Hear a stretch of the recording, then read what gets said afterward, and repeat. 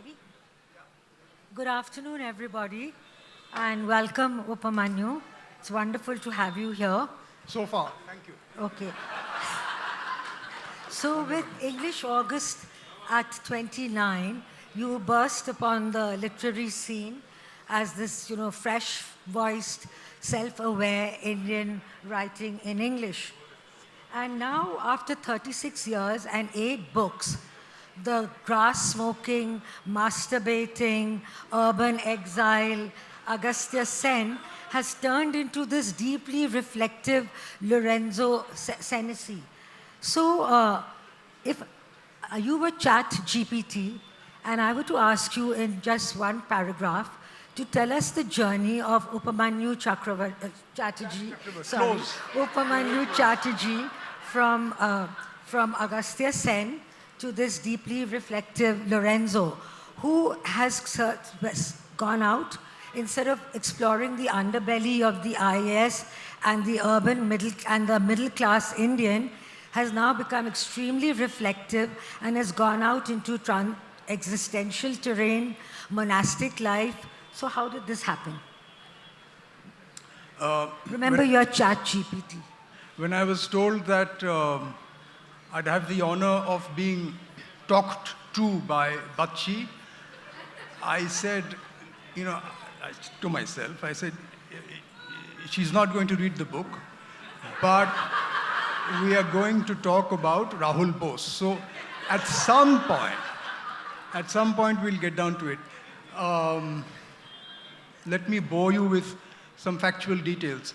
We've spent the last 6 years in Colombo, and in this apartment block. Tell me if it's getting boring. In the apartment block in which we stayed, one day, many, many years ago, I was in the lift with this white man and this obviously subcontinental woman, and they were speaking Bengali. 1. 2, that was odd enough. 2, a Bengali I hadn't heard since my days in Chittaranjan Park in Delhi, because they were speaking East Bengal dialect. So I said, white man speaking East Bengal dialect is, well, weird enough. Anyway, one thing led to another. It turns out that the white man had once been a monk. A serious monk. He'd spent 8 years in a Benedictine monastery in Padua, and then moved to a branch in the middle, Bangladesh, in the middle of nowhere, in Khulna in Bangladesh, and then moved from there to work in an NGO in Bangladesh, run by the Italians, and finally he married. He left the monastery and married. So that was the germ. It's not, one writes about stuff that one is interested in. So this seemed, I'd just done this kind of murder mystery, and this seemed a good break. So that's it. Okay. Well, you weren't very ChatGPT, but I will still ask you this question, that how are you going to face what I would like to call the post-human age, with all this artificial intelligence happening? I have no idea what that means. I can barely use a mobile phone. He still writes by hand. Yeah, I use a fountain pen and so on. Yeah, I had, in fact... How old is this audience? Really? I had 81, it's the tragedy of my life after COVID. I had 81 fountain pens, now they're down to 44, because of bloody COVID, you couldn't get them repaired. So it is really sad. Anyway, so I'm really I really don't know what it is. And I will cop it, I'll cop it before it really gets going, I think. So, in your introduction, you write... She hasn't read the book. Just watch it. I have read the book.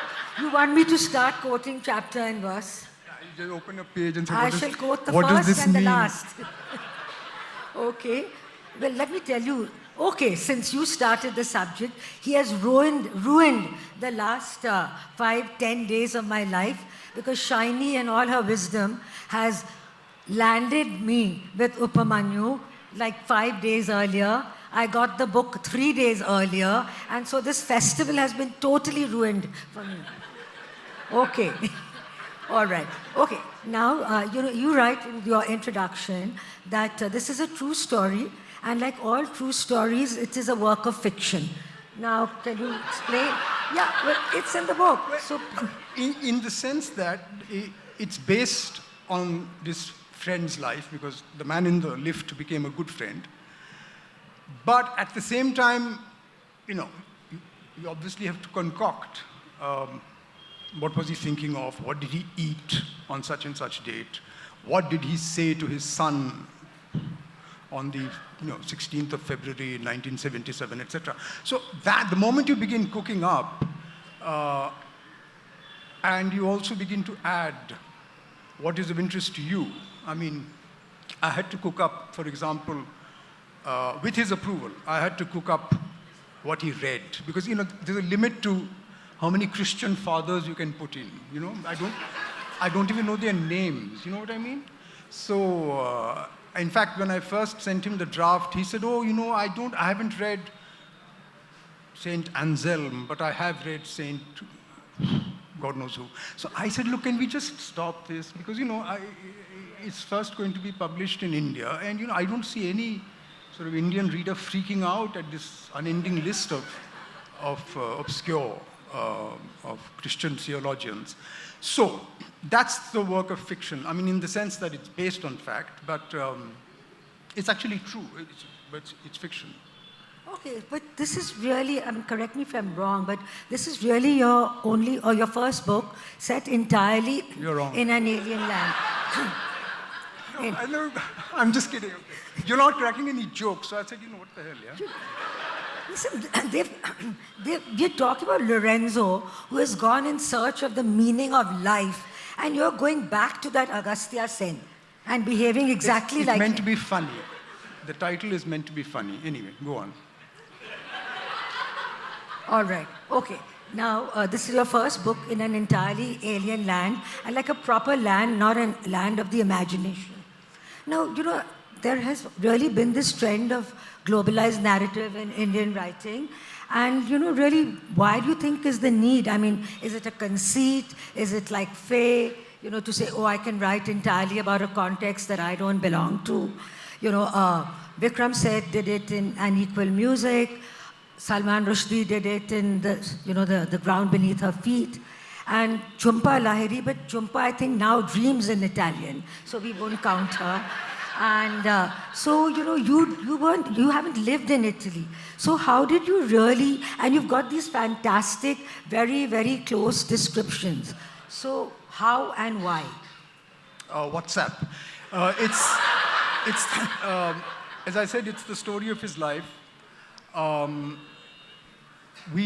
Before he left, he left Colombo for Phnom Penh before the book got started. So we actually sat down after his office hours. We sat down at home. He talked, and I took notes with a fountain pen. Once I began writing, I actually bombarded him with 4 or 5 questions by WhatsApp per day. It seemed to have worked. I said, look, you're walking down the corridor, what's on your left, etc. Actually, and then when I sent him the draft twice, he made his corrections. The quaint correction that I didn't agree to was, I quote the King James Bible because, for any English reading audience, it is the only readable Bible. But when I sent it to him, I mean, he reads the Bible in Italian, and he said, what is this absurd English? Can't we just, and he chose one of the modern American versions. So I said, no, wait a minute, we can't, etc. So there was a lot of back and forth. I think because he didn't, I mean, he knew that he couldn't do it himself, write a story about his own life, and to him it seemed important. It it seemed to him that he had something to say. I mean, that sounds like a lot of ego. I mean, if someone asks me, write about your own life, it sounds, but he was convinced of it, that maybe for his children, I mean, they should know the kind of man he was, etc. So he was convinced, so he was very patient as I was. And I must say that we got along very well, yeah. No, but that's about your St. James Bible, etc. But you've got all these very detailed. See, I've read the book, so you've got these very detailed, descriptions about this Benedictine monastery. Then and you claim to be very, very digitally illiterate. So how much of it is Google and all that? And well, you Google, you say, okay, this Benedictine monastery in Padua, and you Google it. It says a lot for Google, though. And then you send it to him, saying, okay, this is the para I've taken. And he makes these enormous corrections. It's quite funny. He said, no, this is wrong, that's wrong. The church is not here, the church is there, the size of this and that painting is not there. He corrected all the spellings.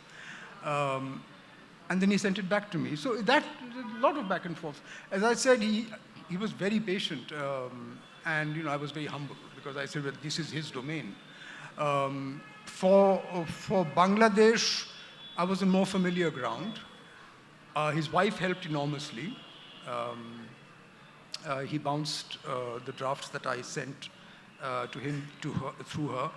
But his Bengali is perfect.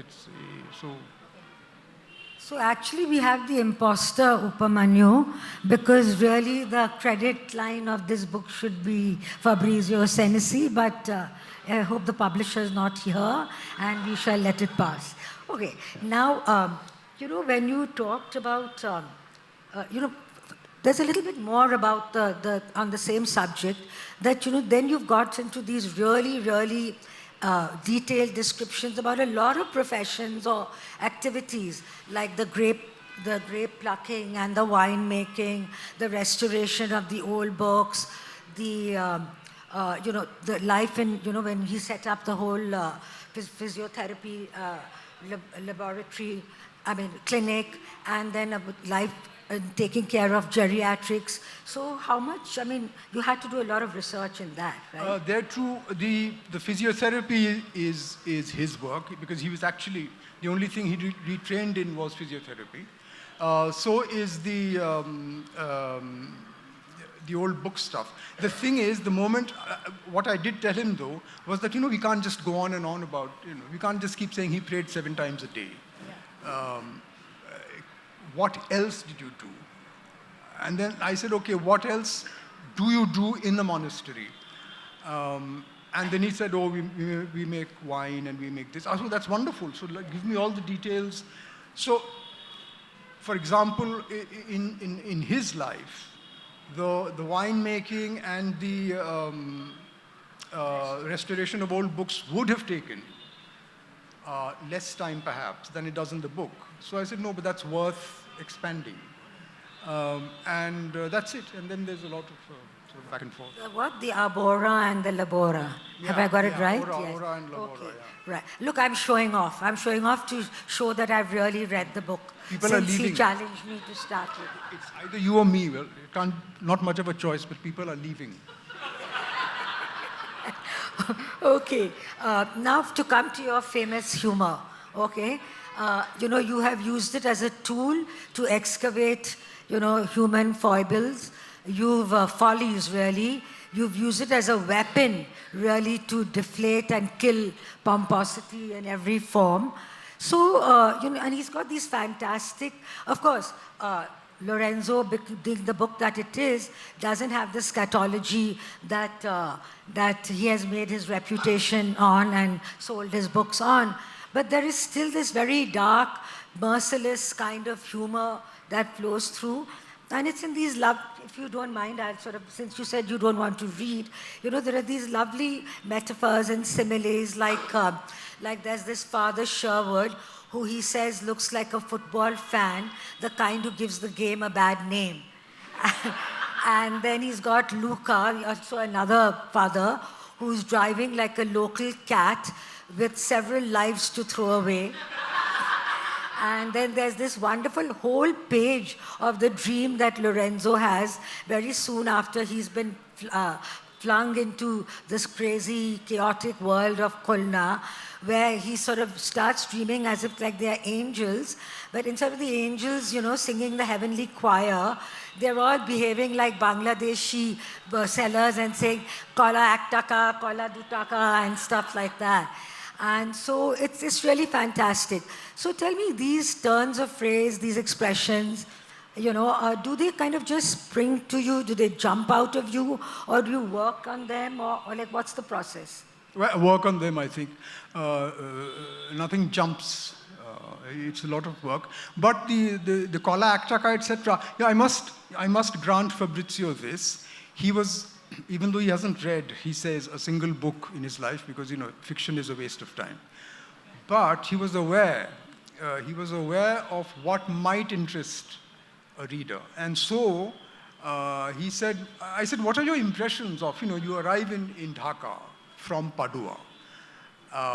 Culture shock is putting it mildly. What happens? And he said, I heard 500 mosques, muezzins in the morning at 5 o'clock. And at the same time, just after they finished, I heard these vendors down in the lane just beneath his window, selling bananas and it sounded like sort of doleful screaming, but his guru translates for him immediately, and it's actually 6 bananas per 2 paise or something, whatever it was. So paisha. So he was aware of what would interest the reader, and the rest I just cooked up. Okay. Well, I think you're giving a lot of credit to your friend, because, there's a lot of Upamanyu in this book, right? Which I wrote it. I see. I see, okay. But I'll tell you something that kind of really, when I spoke a little earlier about, going from whatever Upamanyu is and then taking on this whole character of Lorenzo. So even when he goes to Bangladesh, which is familiar territory. Well, definitely more familiar. But even then, you still get you never get the feeling that there's a little more that, okay, I know this terrain. It's still very much Lorenzo. It's through the eyes of Lorenzo. And I think that is really, the master craftsman. So no, thanks. Thanks for saying so, because that I needed to be very, very careful with. I needed to make sure that this is not me going to, Khulna is exactly like anything outside Calcutta in Bengal. Just sort of green and humid and mosquitoes and so on. So I said, no, this is not me going to Mednipur, where I spent 1 month on election duty, but this is an Italian stepping out of, for Lorenzo, Trieste, which is not a large town, but Trieste was big city. Milan was super big city. For him to go to Dhaka and then to Khulna, I said, no, I must see this through his eyes. So, I sent it to him. I said, okay, I'm looking at it completely as an outsider, without in any way being condescending, because that would just spoil the whole show.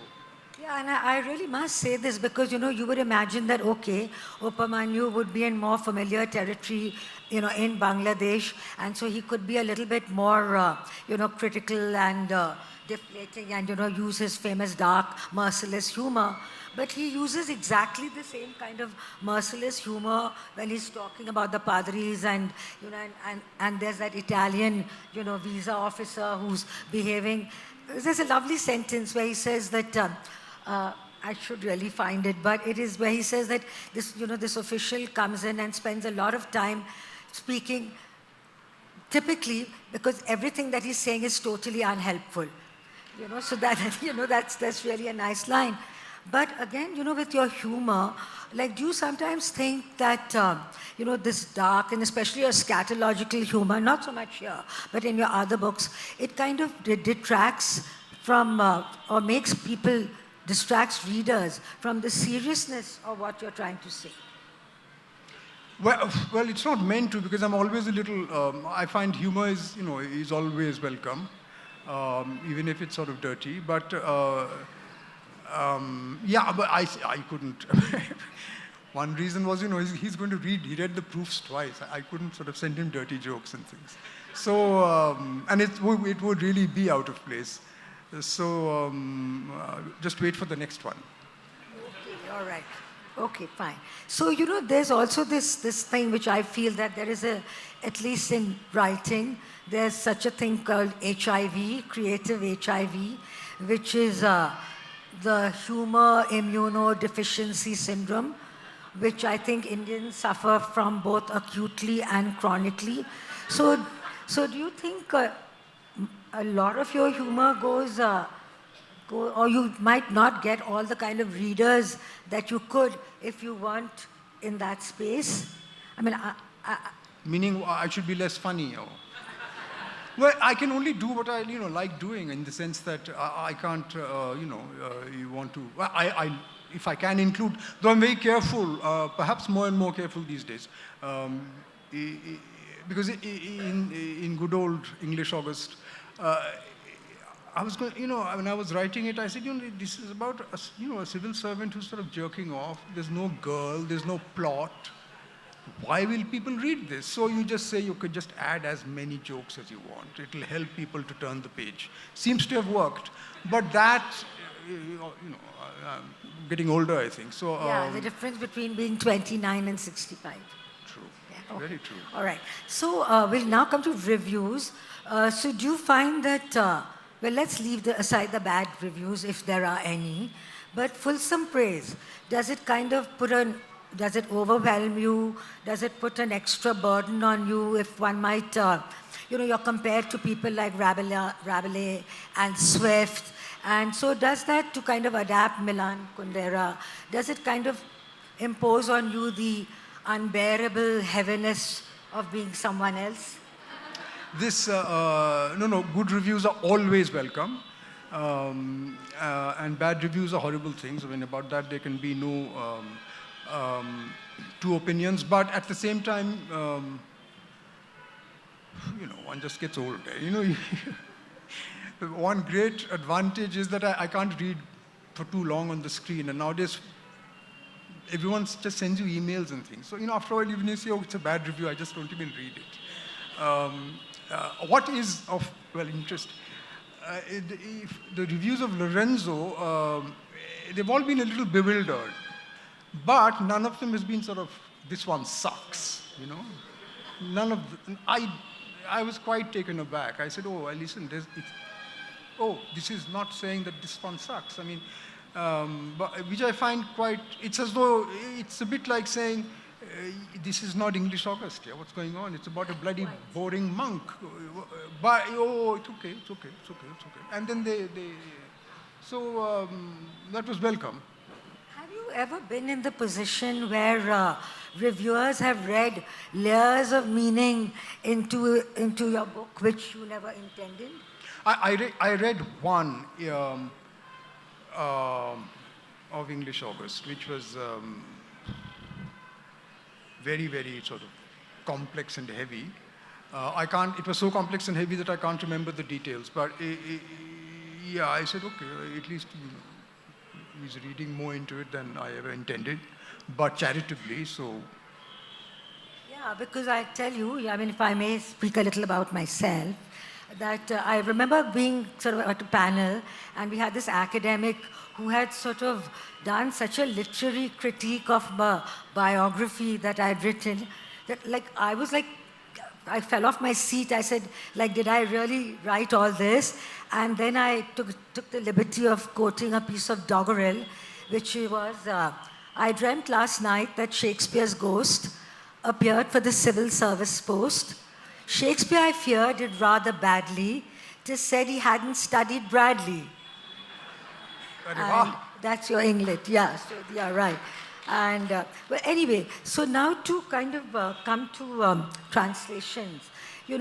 Formerly English writing by Indians in original English used to occupy the commanding heights of English writing. But now there have been these fantastic plethora of translations, very good translations. You know, the Man Booker, International Man Booker is specifically for that. You know, an extra layer has been added by Gitanjali Shri, translated by Daisy Rockwell, you know, being the first Indian book to be, you know, translated Indian book to get the Man Booker International. So does it kind of take original writers in English out of those commanding heights, and does it kind of change? No, not at all. We're just sort of all, you know, sort of fellow writers, I think. And it's wonderful that all these good translations are now easily available, because, I mean, you know, it's not possible for you know, I mean, I consciously, actually, doggedly, I read Bengali. I began reading Hindi, but in fact, I've only actually, to be honest, only read... This is typically Bengali. This is typically Bengali. I remember all my years, the years I had in Calcutta, every time I lapsed into Hindi, and this is in the Statesman, they say, don't speak to me in this unspeakable language. No, it's not that. The reason is that with Bengali, you knew that you had, you know, after my parents died, there was no one I could speak Bengali with. And I said, no, this is, why should I lose it? So I began reading Bengali, and then I said, okay, let me just explore. So I read Indian Hindi language writers whom I met. So Nirmal Verma and Krishna Baldev Ved. I enjoyed them immensely. So that's not past tense. I'm going to one day go back to them. Then I foolishly began reading Marathi, Bhalachandra Nemade. Too tough. And also in the Marathi, I know is that Karkaria Marathi. And there's an Akash Patal ka farak. So, but it's very nice, and it's just fantastic that now, you know, you get good translations and you can turn to... It's possible now to read Indian languages that would otherwise have been... Yeah, I mean, but it's really true, because you might just abandon writers who are writing originally in English, not to sort of criticize you in this, but the fact that that's what you were always reading, and now suddenly there's this whole new world which has opened, and it's, I mean, I know that I'm finding myself reading far more translated work than original work. Oh, absolutely. It's just it's just fantastic, yeah. Right. Okay, now the standard LitFest question, which is your writing process. Like, how do you really go about it? Please talk about how you overcome writer's block, and, you know, how do you really work? Do you sort of set out the plot to begin? Does it kind of grow by itself? You know, like who's that girl in Uncle Tom's Cabin? I Just Rode. So do your books happen like that? Well, half and half. You do. How much? 11. Okay, we'll leave time for questions. There's a ghost who walks away. Yeah, I know, really. From where? This disembodied voice. Okay.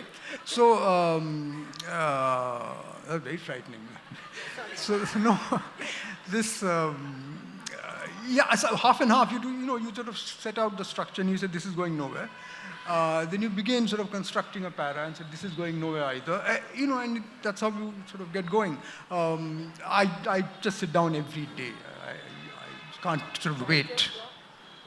Well, no, you sit down every day and you just keep looking at the page, since then something happens. Good just fountain pen. Just by looking at the page? Yeah, and then you look at your fountain pen and slowly you begin to, then next day you scratch everything out, but you know, you just... Upamanyu, you better find a proper answer to this question. Okay? This is too banal. No, in the sense, no, it's not, which doesn't mean that it's sort of deathless prose. It doesn't mean that you'll retain it. But you sit down and just, you know, at it every day. Yeah. So any tip, not in Bangalore, but you know, when I get back. Any tip you want to give to the wide-eyed, aspiring writers in the audience?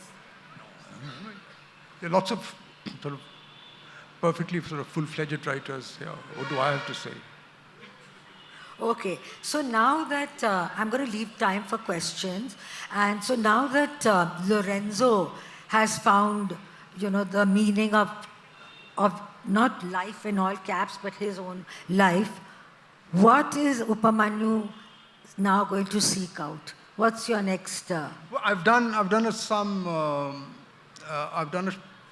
collection of, I've done volume 2 of the short stories, which the editor insists on calling novellas. So that should be out next year. And I've begun another book, which is, which is not to say that, it'll be published in January, but, it's just to.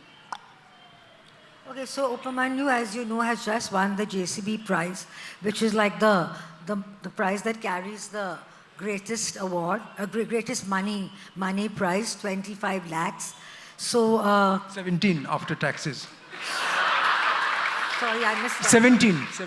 I got 17. I see. You should tell them after GST, net of tax and all that, right? 17 so, and a but half. tell me, can you share any ideas of With how the you're money? going to No, spend you mean that? share the money? No. Spend the money. It'll just go in bloody plane tickets, man. Okay, all right. And is there any, okay, you got the richest prize. Is there a prize, without sounding ungracious, that you'd really like to get? Each of these, someone's waving, each of these is extremely welcome. It sounds really silly to say that, the money doesn't matter. The money is welcome too. But it's nice to this is perhaps going to sound false, but, when Lorenzo was on the long list, I said, wow. Yeah. Then when it was on the short list, I said, wow, it's really? And it really seemed to be that, good enough. And then when it won, sure. But it's very, very nice to feel that someone out there has read a book that you've written and actually liked it. Because when it's finally gone, the editor says, okay, it's nice, we'll take it. But you're always unsure, actually, until the final reception. And then you read some really crappy review. But is there any award you really want? Well, other than the Nobel? Or if you really won the Nobel? The more the merrier, I think. Wonderful, okay. So now, all yours. Well, you've given them about 15 seconds. So No, they've got time. He said How many 11 questions minutes. Can we take? Provided, if you please keep the question short, and you please answer at greater length than you've answered me. Hello. Thank you. Good morning, sir. Thank you for the session. I think I can say by far this was the most humorous session in this place. So everyone will agree. So my question to you is that, does writing characters of a different origin or a different country create a sense of openness to embrace other cultures and religions and everything? Well, it certainly, when you're working at this kind of book, it certainly, you certainly have to read a lot more. You have to be a little more cautious. I can, for example, any of my European friends and acquaintances loved the Bangladesh bit more, and the Indians I've met loved the European bit more, because they felt that, the others, it's the part that they do not know that they seemed to like more. Openness, you can't, I suppose. It's not as though I'm going to just, stop being Indian and become Italian. No. But, it takes a lifetime, more than a lifetime, to actually get to know another culture, Half the time you think, even within India, there's just so much you don't know. I frankly think that the more you read about other worlds, the better it is. People should just, they'll stop building bombs and things, you know what I mean? And I don't see why people read so much on the bloody phone. They should just read print. Anyway. Yes? Thanks for that very entertaining part of the talk that I came into.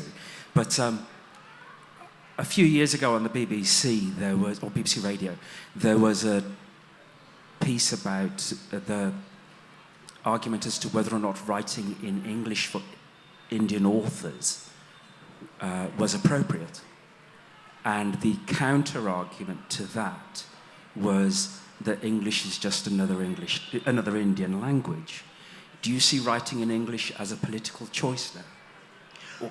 Well, one is English is another Indian language is tricky. I mean, it's obviously an Indian language because one can't speak 15 languages. So just to communicate with people who don't speak Hindi, who don't want to learn Hindi, it's just extremely convenient. But between that and writing literary fiction is a huge jump. This is only my view. I find literary English in India alien, but that is what gives it spice, meat, distance. It gives me objectivity. Why am I sort of funny all the time? Because I have that distance. Why do I have that distance? Because I write in a language in which the people around me do not think or speak. I tried translating English August into Bengali. I got stuck on the first paragraph. I said, how am I going to translate Hajar Fakt in Madna into Bengali? For me, literary English is alien, but that's the reason I write in it, I think. I mean, it would be nice if my Russian was so good that I could write an Indian novel in Russian.